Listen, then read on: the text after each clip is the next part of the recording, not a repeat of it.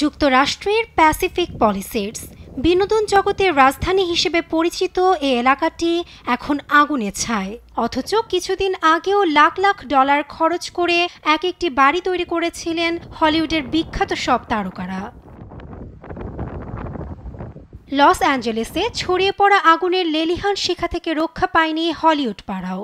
আল জাজিরার প্রতিবেদন বলছে, দাবানলে ম্যান্ডি মোর, ক্যারি এলভিস ও প্যারিস হিলটনের মতো তারকারা বাড়িঘর হারিয়েছেন। রয়টার্সের এক ভিডিওতে দেখা যায় রাস্তায় ছড়িয়ে ছিটিয়ে পড়ে আছে গাড়ি, এখানে সেখানে বিদ্যুতের তার, বাতাসে আগুনে পোড়া জিনিসপত্রের গন্ধ।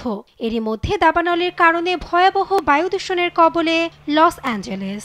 দূষিত বাতাস থেকে রক্ষা পেতে মাস্ক পরছেন বাসিন্দারা।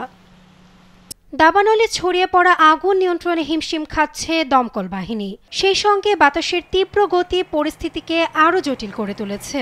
প্রাণে বাঁচতে 1,37,000-এর বেশি মানুষ ঘরবাড়ি ছেড়ে পালিয়েছে।